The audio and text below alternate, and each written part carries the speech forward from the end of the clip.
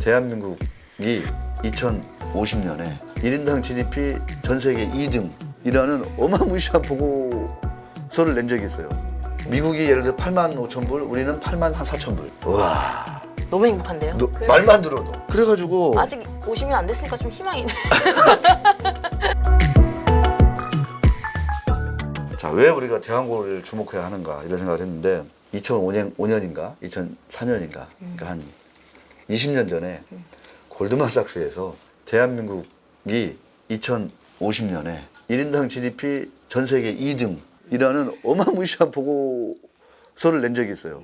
골드만삭스가 활용한 그러니까 성장 잠재력 지수 같은 거를 개발하는데 여기에 들어가는 변수가 많이 있을 거 아니에요. 네네. 그 X값이 인플레이션, 재정 적자, 해외 차입, 투자, 대외 개방도 이제 옛날 발표했으니까 뭐 전화 보급률 이런 것도 있어요. 이런 건 이제 X지 이제 없고 PC 보급률 이런 것도 좀 근데 사실 PC 보급률도 다른 나라에는 그렇게 많지 않거든요 이게. 그러니까 우리나라가 그만큼 이런 거 인터넷 보급률 이런 건 옛날에 있었고 교육 정도, 평균 수명, 정치 안정, 부패 지수, 경제 활동과 관련된 법제화.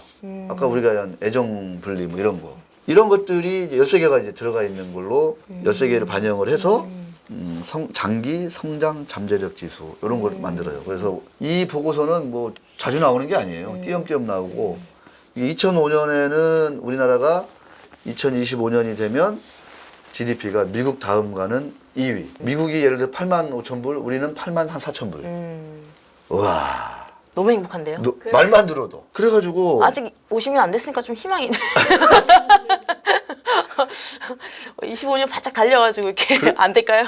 그래가지고 제가 그때 진짜 우리가 근데 이제 우리가 사실 골드만삭스 이 장기 보고서를 그렇게 신뢰는 하지 않아요. 왜냐면은 여기도 이제 사람이 하는 일인지라 이게 막 이렇게 쏠림이 또 있어.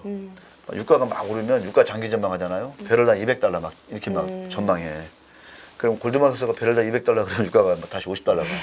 막 이런 이제 일도 종종 있었어요. 이렇게 그 대전망이 틀리진 않는데 이때 그래가지고 이게 뭐 주요 매체 해외에서도 이게 주목을 받았어요. 그래서 한국이 왜 그러냐 다시 들여다봤어요. 그러다 봤더니 2005년이야 2005년. 그러니까 그때만 해도 우리가 한번 2005년을 한번 되돌아보자고요.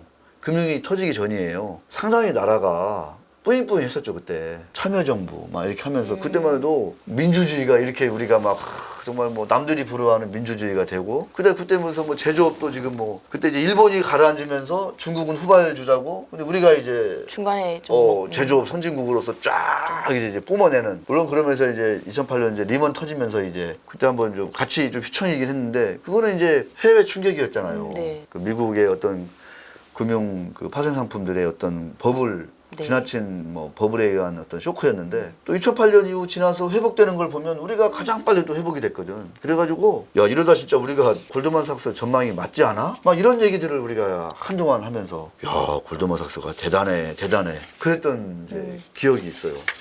진짜입니다 이거 우리가.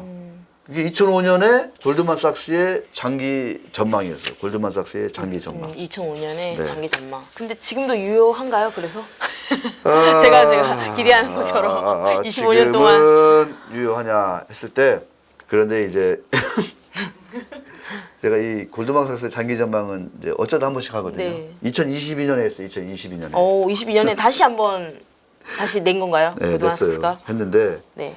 이때는 이제 요약본을 얘기하면 대한민국이 2050년에 조사 대상 104개 나라 중에 유일하게 마이너스 성장을 한다. 2005년도의 전망과 2022년의 대전망은 정말 극과 극이 돼 버렸네요. 예, 흐름이 달라져 버렸네. 아까 말씀드렸지만 우리 사회가 정말 빠른 일본화돼 있다. 가장 빠른 일본화, 가장 빠른 일본으로 가고 있다. 이런 얘기를 많이 지적받지 않습니까? 네. 그런 변수들이 사실은 급작스럽게 이제 악화되긴 했죠. 근데 이제 이 전망에는 그 어떤 인구 변화 이런 것들이 많이 좀 반영이 돼 인구 변화. 왜냐하면 장기 전망이다 보니까 그다음에 그 개인들의 생산성 1인이 한 시간에 몇 달러를 버느냐 이런 생산성 지표가 되게 중요해요. 그래서 예를 들어서 노르웨이, 핀란드처럼 적절한가? 호주처럼 인구는 적은데 자원 개발 자원이 많은 데들. 해가지고 매출이 많은 나라 있잖아요. 이런 데는 이런 장기 전망 숫자가 좋지 당연히. 그런 큰 그림이 뒷받침이 되니까. 근데 우리는 인구는 뭐 준다고 하지만 그래도 많은 땅덩어리나 이런 거에 비해서 그쵸? 네. 많은데 많은 편이죠. GDP가 확 주니까 그러니까 이게 이제 104개 나라 중에 유일하게 마이너스 성장을 한다. 이런 아주 그 참 슬픈 장기 전망을 점수를 받은 나라가 바로 대한민국이다. 이런 얘기입니다. 근데 저는 우리나라가 또 이제 위기가 오면 잘 뭉치는 또 저력이 있다. 뭐 이런저런 얘기도 하지 않습니까? 그래서 참 위기가 일부러 와야 되나 뭐 이런 생각이 들기도 하는데 네. 이건 너무 또 우울한 얘기고 이 시기에 우연찮게 이 민감한 시기에 이 대전환의 시기에 정말 엄청나게 좋은 전망에서 엄청나게 이 안 좋은 전망으로 확 색깔이 바뀌었잖아요. 그림이 전망이 이 시기에 이 대왕고래라는 이 정말 이게 뭘까? 진짜 있을까? 없을까? 될까? 안 될까? 하는데 이게 지금 딱 튀어나온 거예요. 그래서 저는 이렇게 생각하는 거죠. 대왕고래 프로젝트가 아까 이 대역사가 잘 되면 2005년 전망대로 간다. 골드만삭스의 2005년 전망대로 간다. 뭐에 달려있다? 그러니까 대왕고래 프로젝트라고 불리우는 어떤 그 우리 국민 에너지가 응집된 이런 어떤 큰 역사, 대역사가 얼마나 잘 이루어지느냐, 네. 이루어지지 않느냐에 따라 달린 게 아니냐. 저는 뭐 그런 생각을 해봤는데 너무 좀 인위적인가요? 아니면 좀 이렇게 꿰어 맞춘 듯한 느낌인가?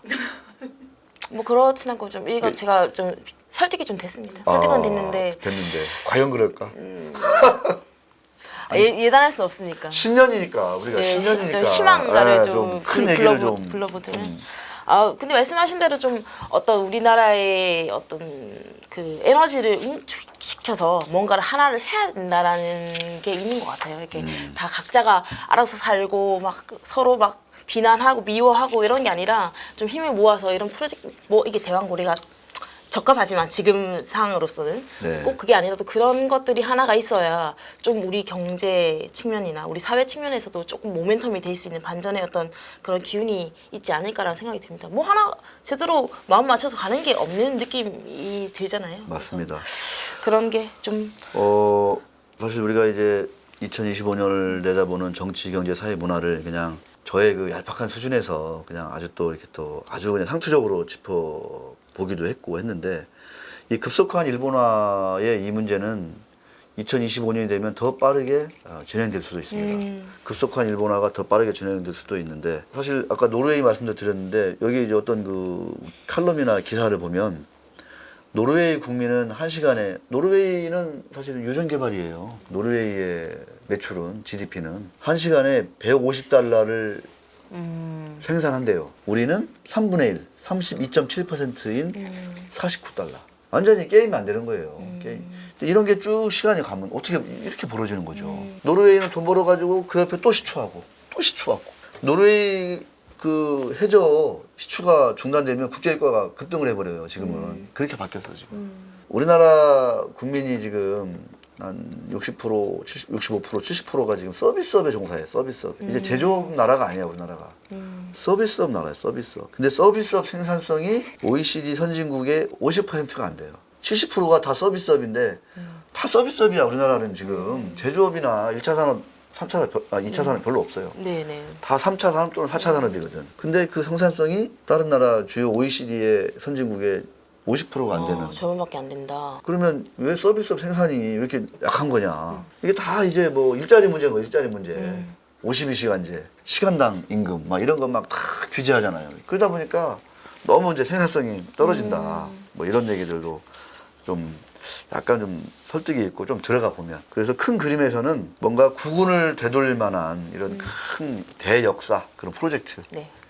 이게 저는 대왕고래가 되면 좋고 그러면 동해드림 채널이 대박이 날 것이고 대왕고래가 안 돼도 그런 게 뭐가 있을까 진짜 우리나라 국민들이 주권자들이 똘똘똘 의견을 모아가지고 에너지를 모아가지고 한번 좀 돌격 앞으로 해볼 만한 이런 거 뭐가 있을까요? 그렇다고 뭐 온 국민이 다 K-팝 할 수는 없잖아요 이거 우리가 떠오르는 게 없는데요. 많지 않지 사실 이게 그 정도로 우리가 지금 상당히 좀 답답한 상황인 거예요. K 반도체 저는 뭐 의미는 있다고 봐요. 얘기는 된다고 봐요. 지금 일단 하이닉스가 한번 보여줬고 그다음에 삼성도 지금 절치부심하고 있는데 이대로 삼성이 그냥 뭐 2위에 머물 거냐 아니면 뭐 3위로 밀려날 거냐 저는 그렇게 좀 어둡게 보고 싶지는 않아요. 삼성이 마지막 반전은 있다. 저는 그렇게 주관적인 확신이 있습니다. 주관적인 확신이 있고 그런데 좀 주 52시간제 삼성법 이른바 주 52시간제법 이거부터 좀 바꿔야 돼. 좀 누가 그런 말 하더라고. 일을 하는 목표는 시간이 아니라 일 자체가 갖는 그런 그 프로젝트가 있잖아. 성과가 있는 거잖아요. 네. 이나노 개발 이게 목표인 거지. 52시간 일하기 이게 목표가 아니잖아. 우리가 직장인들이 일하는 게 52시간을 채우기 위해서 일을 하는 거야? 그게 아니잖아요. 이게 우리가 일을 하는 동안 무언가를 이루자. 2025년에는 우리가 무엇을 이루자. TSMC를 지금은 한 격차가 50%다 그러면 10%로 줄인다. 이런 목표가 있으면 그걸 향해서 가는 게 우리의 일인 거지. 52시간을 일하는 게 일이 아니잖아 이게. 그래서 업종에 맞게 좀 근로시간을 좀 노동시간을 좀 풀어줘야 된다. 유연하게 가야 되지. 이거를 그냥 52시간 지키세요. 디테일은 회사에서 알아서 하세요. 노동법에 민원 들어오면 회사에서 알아서 하세요. 이렇게 하면 안 된다는 거지. 자, 그래서 아주 말만 들어도 즐거운 얘기 한번 다시 한번 2005년 골드만삭스 장기 전망 그에 따르면 한국의 1인당 GDP는 2005년에